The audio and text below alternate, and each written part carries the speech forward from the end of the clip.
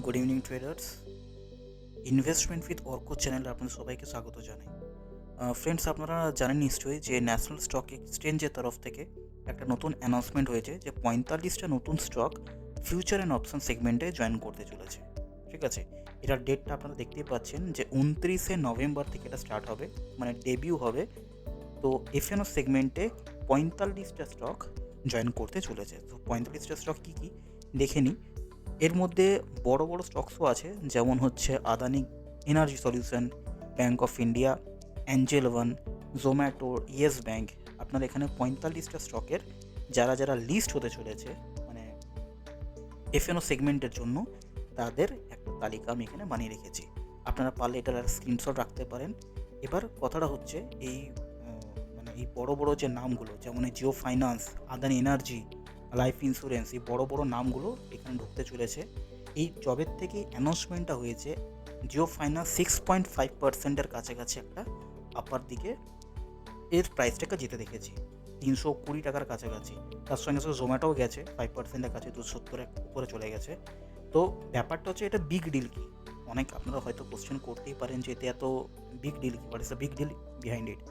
তো ব্যাপারটা হচ্ছে, এফএনও সেগমেন্টে যখনই এখানে যে ট্রেডার্সরা যখনই শুনতে পায় বা জানতে পায়, আইআইএফএল সিকিউরিটিস একটা সমীক্ষা করে দেখা গেছে যে যখন থেকে এই অ্যানাউন্সমেন্টটা হয়, অ্যানাউন্সমেন্ট ডে থেকে শুরু করে যতদিন না লিস্ট হচ্ছে, যে পার্টিকুলার স্টকসের নাম তালিকাভুক্ত হয় এফএনও সেগমেন্টে, সেই স্টকসের মধ্যে কিন্তু আমরা স্পাইকস দেখতে পাই। ঠিক আছে, এর এর পিছনে একটা কারণ আছে। ঠিক আছে, এই যেমন ধরুন জোম্যাটো, জিও ফাইন্যান্স, এরা যখনই এফএনও সেগমেন্টে ঢুকে যাবে, ঠিক আছে, তখনই একটা স্পেকুলেশন হবে যে এরা নিফটি 50, যে আমাদের ইন্ডেক্স যেটা আছে, মেজর ইন্ডাইসেস যেটাকে আমরা বলি, নিফটি 50 বা সেন্সেক্সে এরা ঢুকে যাবে। তো যখন এরা ঢুকে যাবে তখন একটা আমাদের ইন্ডেক্সে একটা ডিমান্ড আমাদের তৈরি হবে অটোমেটিক্যালি, যেটা মেন কারণ হচ্ছে মিউচুয়াল ফান্ড এগুলোকে ট্র্যাক করে। ঠিক আছে, এই ইন্ডাইসেসগুলোকে ট্র্যাক করে এবং এখান থেকে সেই স্টকসে ওরা ইনভেস্টমেন্ট শুরু করে দেয়।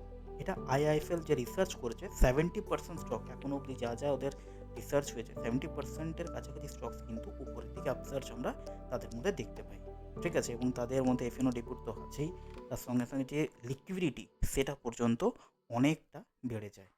ঠিক আছে, আপনারা জানেন যে মানে পাস্ট একটা সেবি একটা রিপোর্টও ছিল, ফিউচার অপশনের জন্য কখনোই আপনাদেরকে আমি অতিরিক্ত উৎসাহিত করব না, কারণ জেনে বুঝে ফাইন্যান্সিয়াল অ্যাডভাইসারের সাথে কথাবার্তা বলে তারপরে আপনারা এই সেগমেন্টে আসবেন।